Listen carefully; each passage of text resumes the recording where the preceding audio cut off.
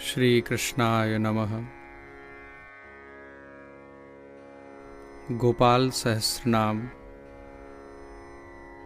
संसार के समस्त स्तोत्रों का सार है। इसके श्रवण मात्र से दैहिक, दैविक एवं भौतिक तापों से मुक्ति प्राप्त होती है एवं धर्म, अर्थ, काम, मोक्ष चारों पदार्थों की प्राप्ति होती है। साथ ही जिस घर में नित्य गोपाल सहस्रनाम का श्रवण एवं पाठ होता है, वहाँ रोग, व्याधि, दरिद्रता सभी का सर्वथा नाश होकर स्थिर लक्ष्मी की प्राप्ति होती है। अतः इस अमूल्य निधि को आप सभी के मंगल कामना हेतु जन जन तक पहुँचाने का प्रयास किया गया है, जिसका नित्य श्रवण कर भगवद कृपा का आप सभी लाभ प्राप्त करेंगे, ऐसा हमारा विश्वास है। जय श्री कृष्ण।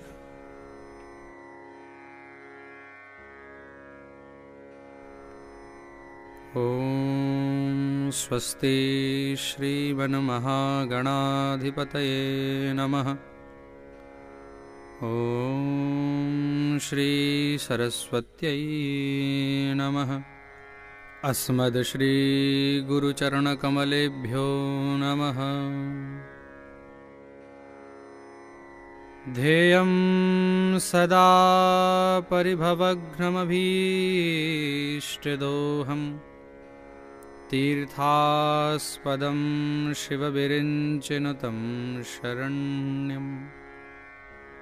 भृत्यार्तिहं प्रणतपालभवाब्धिपोतं वन्दे महापुरुषते चरणारविन्दम्। हरे कृष्ण कृष्ण कृष्ण हरे हरे, हरे राम राम राम हरे हरे। हरे कृष्ण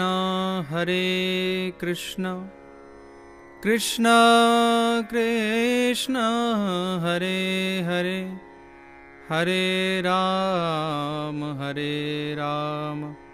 राम राम हरे हरे। अथ श्री गोपाल सहस्रनाम स्तोत्रम्। अथ ध्यानं देवता बालकृष्णस्य चतुर्वर्गप्रदायक। शिरो मे बालकृष्णस्य पादनित्यं मम श्रुति। ॐ श्री परमात्मने नमः। पार्वत्युवाच कैलासशिखरे रम्ये गौरी पृच्छति शङ्करं। ब्रह्माण्डखिलनाथस्त्वं सृष्टिसंहारकारकः। त्वमेव पूज्यसे लोकैर्ब्रह्म विष्णुसुरादिभिः।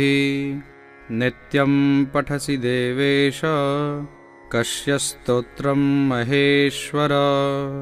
आश्चर्यमिदमत्यन्तं जायते मम शङ्कर। तत्प्राणेश महाप्राज्ञ संशयं छिन्दि शङ्कर। श्रीमहादेव उवाच धन्यासि कृतपुण्यासि पार्वती प्राणवल्लभे। रहस्यातिरहस्यञ्च यत्पृच्छसि वरानने। स्त्रीस्वभावान् महादेवी पुनस्त्वं परिपृच्छसि। गोपनीयं गोपनीयं प्रयत्नतः। दत्ते च सिद्धिहानिः स्यात् तस्माद्यत्नेन गोपयेत्। इदं रहस्यं परमं पुरुषार्थप्रदायकम्। धनरत्नौघमाणिक्य तुरङ्गमगजादिकं ददाति स्मरणादेव महामोक्षप्रदायकं तत्तेऽहं सम्प्रवक्ष्यामि शृणुष्वावहिताप्रिये योऽसौ निरञ्जनो देवश्चित्स्वरूपी जनार्दनः संसारसागरोत्तार कारणाय सदा नृणां श्रीरङ्गादिकरूपेण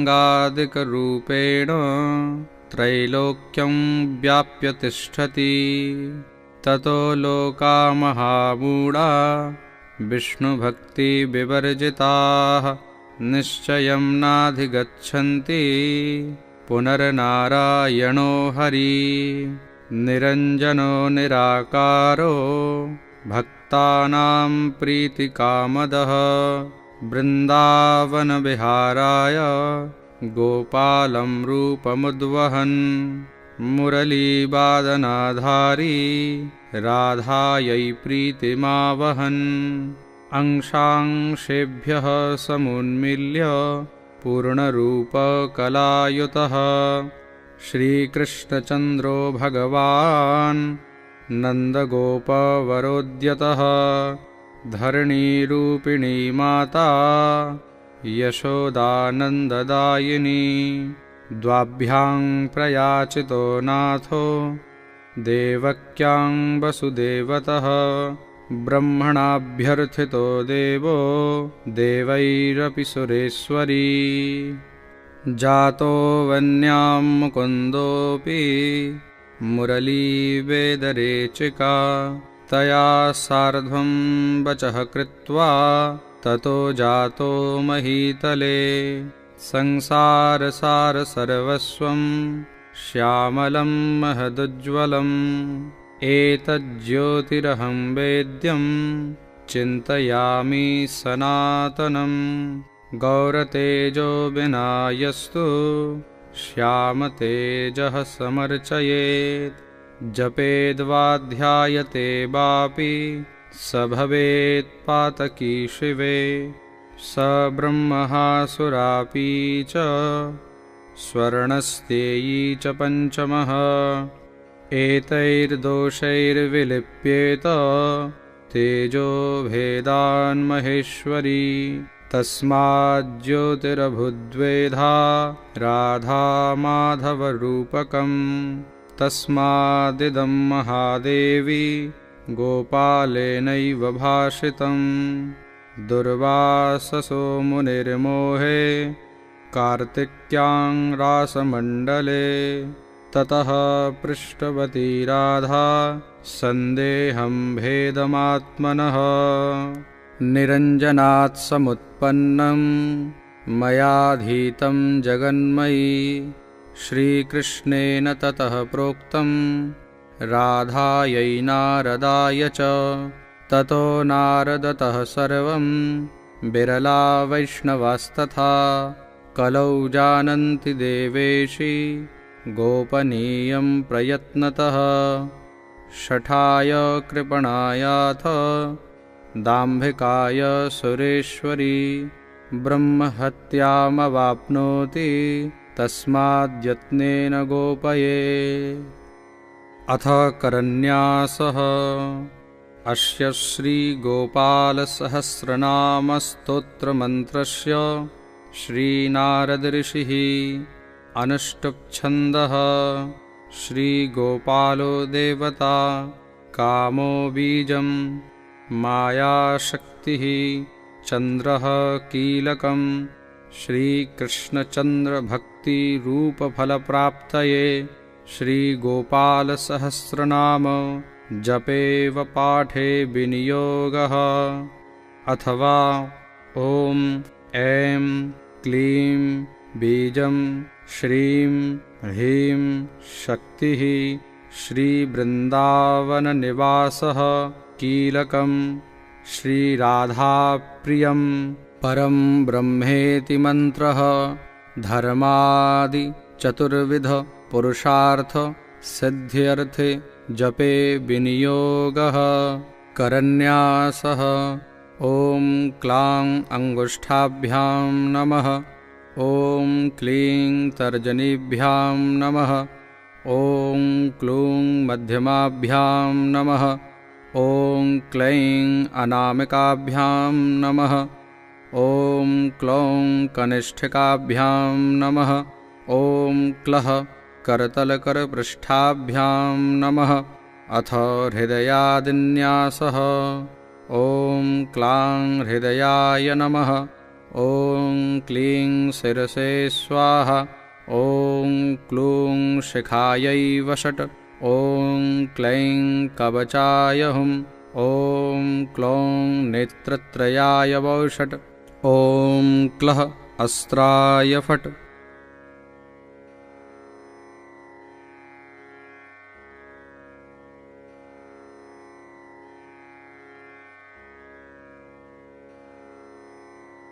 अथ ध्यानम्। कस्तूरीतिलकं ललाटपटले वक्षस्थले कौस्तुभं। नासाग्रे वरमौक्तिकं करतले वेणुः करे कङ्कणम्। सर्वाङ्गे हरिचन्दनं सुललितं कण्ठे च मुक्तावली। गोपस्त्रीपरिवेष्टितो विजयते गोपालचूडामणिः। फुल्लेन्दीवरकान्तिमिन्दुवदनं बर्हावतं सप्रियं। श्रीवत्साङ्कमुदारकौस्तुभधरं पीताम्बरं सुन्दरं। गोपीनां नयनोत्पलार्चिततनुं गोपसंहावृतं। गोविन्दं कलवेणुवादनपरं दिव्याङ्गभूषं भजे। ॐ नमो भगवते वासुदेवाय। अथ श्रीगोपालसहस्रनामस्तोत्रः प्रारम्भः। ॐ क्लीं देवः कामदेवः कामबीजशिरोमणिः। श्रीगोपालो महीपालः सर्ववेदाङ्गपारगः। धरणीपालको धन्यः पुण्डरीकः सनातनः। गोपतिर्भूपतिः शास्ता प्रहर्ता विश्वतोमुखः। आदिकर्ता महाकर्ता महाकालः प्रतापवान्। जगज्जीवो जगद्धाता जगद्भर्ता जगद्वसुः। मत्स्यो भीमः कुहुभर्ता हर्ता वाराहमूर्तिमान्। नारायणो ऋषिकेशो गोविन्दो गरुडध्वजः। गोकुलेन्द्रो महाचन्द्रः शर्वरीप्रियकारकः। कमलामुखलोलाक्षः पुण्डरीकस्वभावः। दुर्वासा कपिलो भौमः सिन्धुसागरसङ्गमः। गोविन्दो गोपतिर्गोत्रः कालिन्दीप्रेमपूरकः।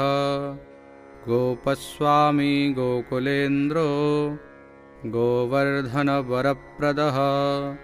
नन्दादिगोकुलत्राता दाता दारिद्र्यभञ्जनः।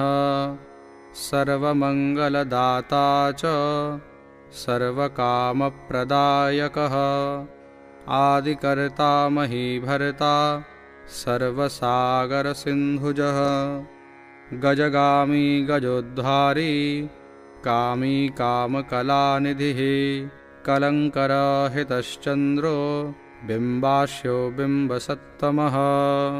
मालाकारः कृपाकारः कोकिलाश्वरभूषणः रामो नीलाम्बरो देवो हलिदुर्दममर्दनः सहस्राक्षपुरीभेत्ता महामारी विनाशनः शिवः शिवतमो भेत्ता बलारातिप्रपूजकः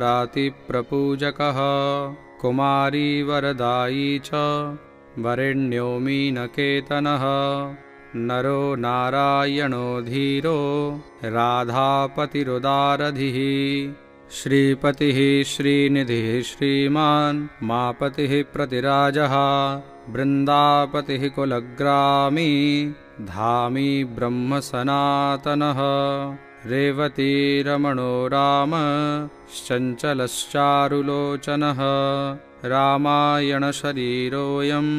रामि रामः श्रियः पतिः शर्वरः शर्वरी शर्वः सर्वत्र शुभदायकः राधा राधियितो राधी राधाचित्तप्रमोदकः राधारतिसुखोपेतो राधामोहनतत्परः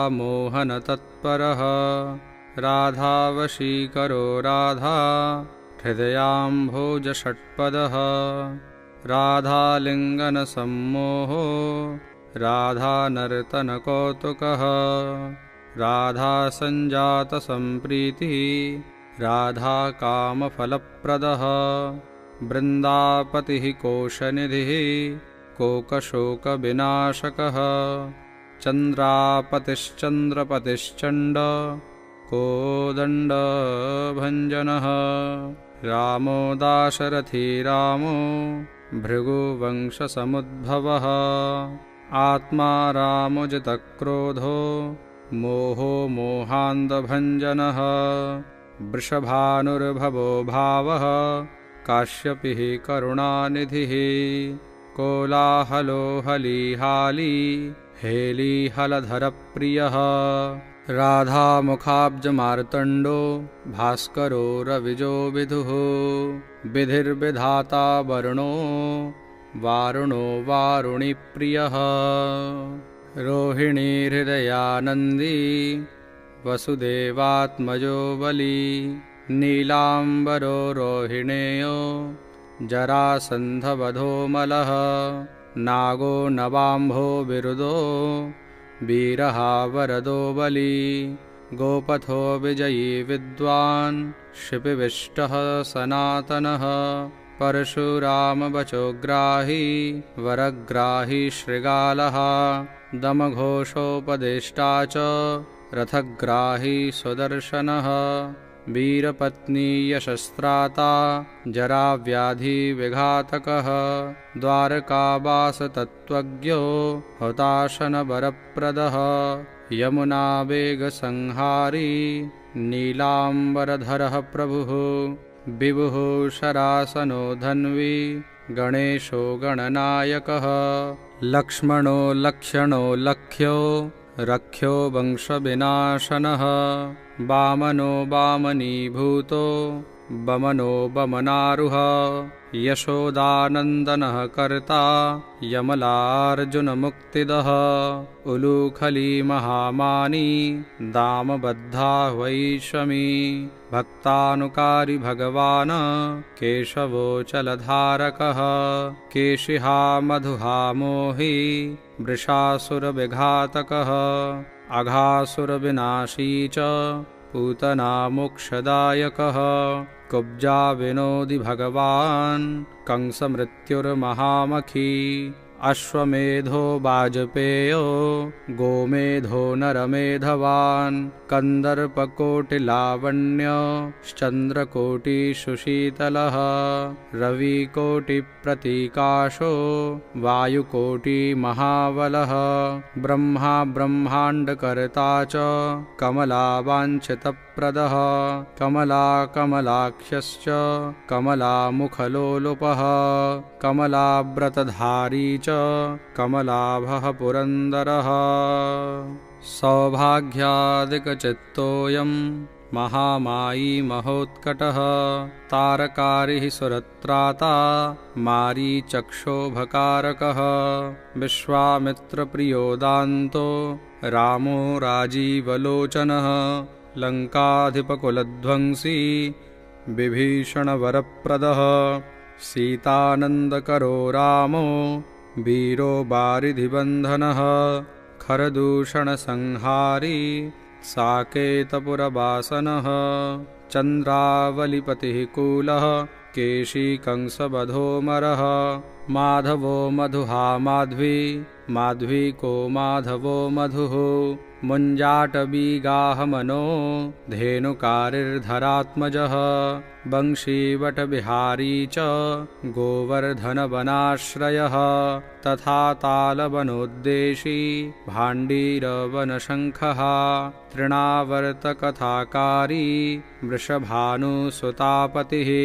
राधाप्राणसमो राधा वदनाब्जमधुव्रतः गोपीरञ्जनदेवज्ञो लीलाकमलपूजितः क्रीडाकमलसन्दोहो गोपिकाप्रीतिरञ्जनः रञ्जको रञ्जनो रङ्गो रङ्गी रङ्गमहीरुहः कामः कामारिभक्तोऽयं पुराणपुरुषः कविः नारदो देवलो भीमो बालो बालमुखाम्बुजः अम्बुजो ब्रह्मसाक्षी च योगी दत्तवरो मुनिः ऋषभः पर्वतो ग्रामो नदीपवनवल्लभः पद्मनाभः सुरज्येष्ठो ब्रह्मा रुद्रो हि भूषितः गणानां त्राणकर्ता च गणेशोऽग्रहिलोऽग्रही गणाश्रयो गणाध्यक्षः क्रोडीकृतजगत्त्रयः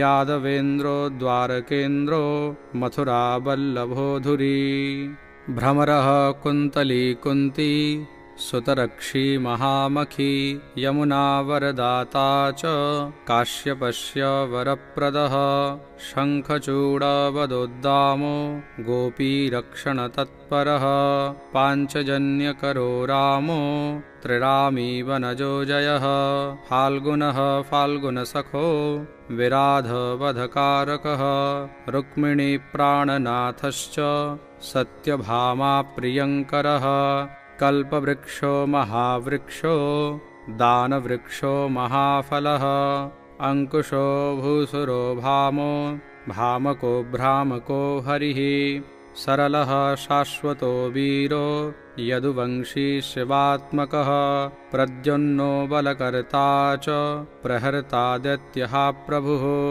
महाधनो महावीरो वनमाला विभूषणः तुलसीदाम सौभाड्यो जालन्धर विनाशनः शूरः सूर्यो मृकण्डश्च भास्करो विश्वपूजितः रविस्तमोहावर्णिश्च बाणवो बडवानलः दैत्यदर्पविनाशी च गरुडो गरुडाग्रजः गोपीनाथो महीनाथो बृन्दानाथो वरोधकः प्रपञ्चपञ्चरूपश्च लतागुल्मश्च गोपतिः गङ्गा च यमुनारूपो गोदावृत्रवती तथा कावेरी नर्मदा तापी गण्डकी सरयुस्तथा राजसस्तामसः सत्त्वी सर्वाङ्गी सर्वलोचनः सुधामयो अमृतमयो योगिनी वल्लभः शिवः बुद्धो बुद्धिमतां श्रेष्ठो विष्णुर्जिष्णुः सचीपतिः वंशी वंशधरो लोको विलोको मोहनाशनः रव रावो रवो रावो बालो बालबलाहकः शिवो रुद्रो नलो नीलो लाङ्गली लाङ्गलाश्रयः पारदः पावनो हंसो हंसारूढो जगत्पतिः मोहिनी मोहनो मायी महामायो महामखी वृषो वृषाकपिः कालः कालीदमनकारकः कुब्जा भाग्यप्रदो वीरो रजकक्षयकारकः कोमुलो वारुणो राजा जलजो जलधारकः हारकः सर्वपापघ्नः परमेष्ठी पितामहः खड्गधारी कृपाकारी राधारमणसुन्दरः द्वादशारण्यसम्भोगी शेषनागफणालयः कामः श्यामः सुखः श्रीदः श्रीपतिः श्रीनिधिः कृतिः हरिर्हरो नरो नारो नरोत्तम इषुप्रियः गोपालिचित्तहर्ता च कर्ता संसारतारकः आदिदेवो महादेवो गौरी गुरुरनाश्रयः साधुर्मधुर्विधुर्धाता भ्राता क्रूरपरायणः रोलम्बी च हयग्रीवो वानरारिर्वनाश्रयः वनं वनी वनाध्यक्षो महावन्द्यो महामुनिः शमन्तकमणिप्राज्ञो विज्ञो विघ्नविघातकः गोवर्धनो वर्धनीयो वर्धनीवर्धनप्रियः वर्धन्यो वर्धनो वर्धी वार्धिन्यः सुमुखप्रियः वर्धितो वृद्धको वृद्धो वृन्दारकजनप्रियः गोपालरमणीभर्ता साम्बकुष्ठविनाशनः रुक्मिणीहरणः प्रेम प्रेमी चन्द्रावलीपतिः श्रीकर्ता विश्वभर्ता च नरो नारायणो बली गणो गणपतिश्चैव दत्तात्रेयो महामुनिः व्यासो नारायणो दिव्यो भव्यो भावुकधारकः श्वः श्रेयसं शिवं भद्रं भावुकं भविकं शुभं शुभात्मकः शुभः शास्ता प्रशास्ता मेघनादः ब्रह्मण्यदेवो दीनानाम् उद्धारकरणक्षमः कृष्णः कमलपत्राक्षः कृष्णः कमललोचनः कृष्णः कामी सदा कृष्णः समस्तप्रियकारकः नन्दो नन्दी महानन्दी मादी मादनकः किली मिली हिली गिली गोली गोलो गोलालयो गुली गुग्गुली मारकी शाखी बटः पिप्पलकः कृती म्लेच्छः कालहर्ता च यशोदा यश एव च अच्युतः केशवो विष्णुर्हरिः सत्यो जनार्दनः हंसो नारायणो लीलो नीलो भक्तिपरायणः जानकी वल्लभो रामो विरामो विघ्ननाशनः सहस्रांशुर्महाभानुर्वीरबाहुर्महोदधिः समुद्रोऽब्धिरकूपारः पारावारः सरित्पतिः गोकुलानन्दकारी च प्रतिज्ञापरिपालकः सदा रामः कृपारामो महारामो धनुर्धरः पर्वतः पर्वताकारो गयो गेयो द्विजप्रियः कम्बलाश्वतरो रामो रामायणप्रवर्तकः द्यौर्दिवो दिवसो दिव्यो भव्यो भावी भयापः पार्वती भाग्यसहितो भ्राता लक्ष्मीविलासवान् विलासी साहसी सर्वी गर्वी गर्वितलोचनः मुरारिर्लोकधर्मज्ञो जीवनो जीवनान्तकः यमो यमादिर्यमनो यामी यामविधायकः बंसुली पांसुली पांसुः पाण्डुरर्जुनवल्लभः ललिता चन्द्रिका माली माली मालाम्बुजाश्रयः अम्बुजाक्षो महायक्षो दक्षश्चिन्तामणिः प्रभुः मणिर्दिनो मणिश्चैव केदारो बदराश्रयः बदरीवनसम्प्रीतो व्यासः सत्यवतीसुतः अमरारिनिहन्ता च सुधासिन्धुर्विधूदयः चन्द्रो रविः शिवः शूली चक्री चैव गदाधरः श्रीकर्ता श्रीपतिः श्रीदः श्रीदेवो देवकीसुतः श्रीपतिः पुण्डरीकाक्षः पद्मनाभो जगत्पतिः वासुदेवो प्रमेयात्मा केशवो गरुडध्वजः नारायणः परं धाम देवदेवो महेश्वरः चक्रपाणिः कलापूर्णो वेदवेद्यो दयानिधिः भगवान् सर्वभूतेषु गोपालः सर्वपालकः अनन्तो निर्गुणोऽनन्तो निर्विकल्पो निरञ्जनः निराधारो निराकारो निराभासो निराश्रयः पुरुषः प्रणवातीतो मुकुन्दः परमेश्वरः क्षणावनिः सार्वभौमो वैकुण्ठो भक्तवत्सलः विष्णुर्दामोदरः कृष्णो माधवो मथुरापतिः देवकीगर्भसम्भूतो यशोदावत्सलो हरिः शिवः सङ्कर्षणः शम्भुर्भूतनाथो दिवस्पतिः अव्ययः सर्वधर्मज्ञो निर्मलो निरुपद्रवः निर्वाणनायको नित्यो नीलजीमूतसन्निभः कलाक्षयश्च सर्वज्ञः कमलारूपतत्परः ऋषिकेशः पीतवासो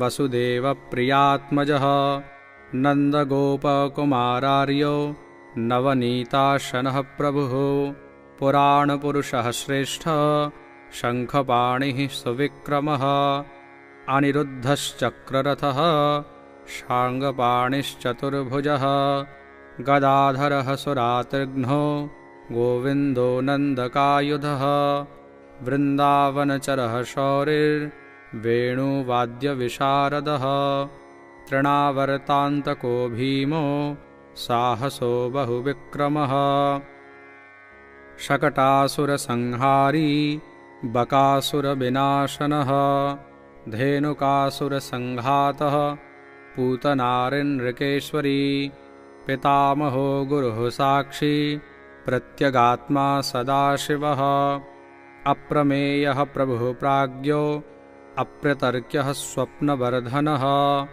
धन्यो मान्यो भवो भावो धीरः शान्तो जगद्गुरुः अन्तर्यामीश्वरो दिव्यो दैवज्ञो देवतागुरुः क्षीराब्धिशयनो धाता लक्ष्मीबालक्ष्मणाग्रजः धात्रीपतिरमेयात्मा चन्द्रशेखरपूजितः लोकसाक्षी जगच्चक्षुः पुण्यचारित्रकीर्तनः कोटिमन्मथसौन्दर्यो जगन्मोहनविग्रह मन्दस्मिततमो गोपो गोपिकापरिवेष्टितः फुल्लारविन्दनयन शाणूरान्ध्रनिषूदनः इन्दीवरदलश्यामो बर्हि बर्हावतंसकः मुरलीनिनादाह्लादो दिव्यमाल्याम्बराश्रयः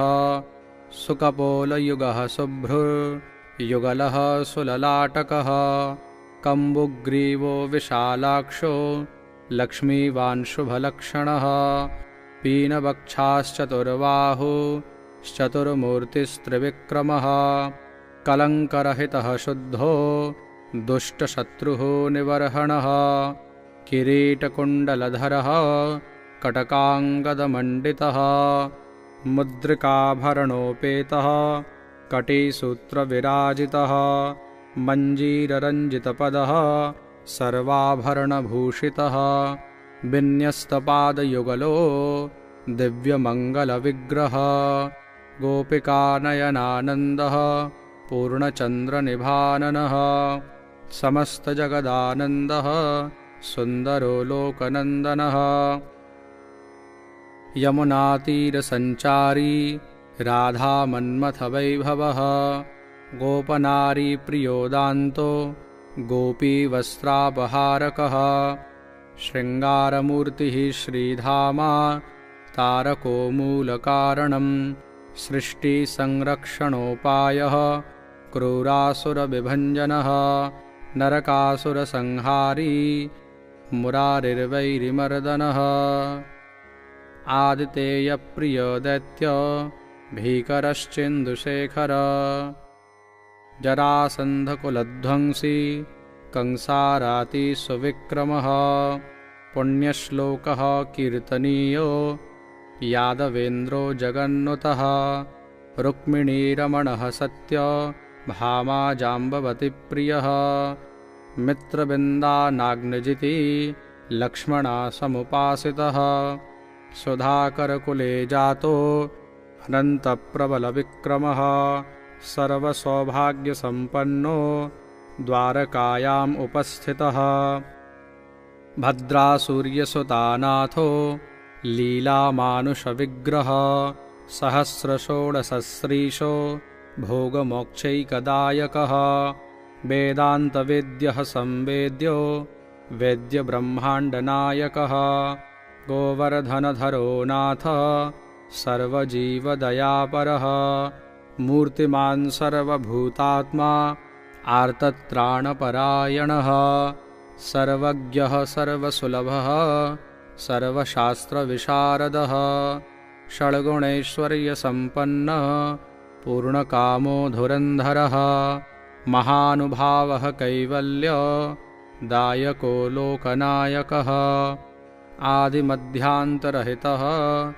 शुद्धसात्त्विकविग्रहः असमानः समस्तात्मा शरणागतवत्सलः उत्पत्तिस्थितिसंहार कारणं सर्वकारणं गम्भीरः सर्वभावज्ञः सच्चिदानन्दविग्रहः विश्वक्सेनः सत्यसन्धः सत्यवान् सत्यविक्रमः सत्यव्रतः सत्यसंज्ञः सर्वधर्मपरायणः आपन्नार्तिप्रशमनो द्रौपदीमानरक्षकः कन्दर्पजनकः प्राज्ञो जगन्नाटकवैभवः भक्तिवश्यो गुणातीतः सर्वेश्वर्यप्रदायकः दमघोषस्वतद्वेषी बाणबाहुविखण्डनः भीष्मभक्तिप्रदो दिव्यः कौरवान्वयनाशनः कौन्तेयप्रियबन्धुश्च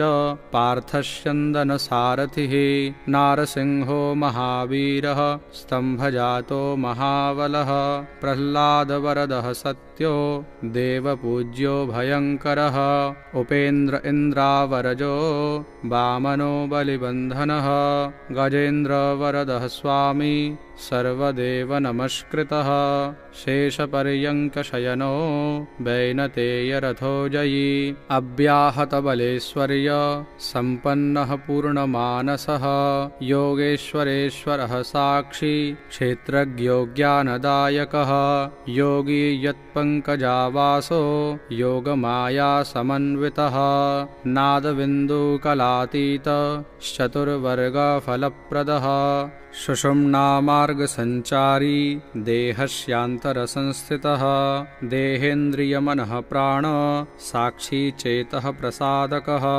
सूक्ष्मः सर्वगतो दैः ज्ञानदर्पणगोचरः तत्त्वत्रयात्मको व्यक्तः कुण्डलीसमुपाश्रितः ब्रह्मण्यः सर्वधर्मज्ञः शान्तो दान्तो गतक्लमः श्रीनिवासः सदानन्दो विश्वमूर्तिर्महाप्रभुः सहस्रशीर्षा पुरुषः सहस्राख्यः सहस्रपात् समस्तभुवनाधारः समस्तप्राणरक्षकः समस्तसर्वभावज्ञो गोपिकाप्राणवल्लभः नित्योत्सवो नित्यसौख्यो नित्यश्रीर्नित्यमङ्गलः विहारचेतो जगन्नाथः श्रीवैकुण्ठपुराधिपः पूर्णानन्दघनीभूतो गोपवेशधरो हरिः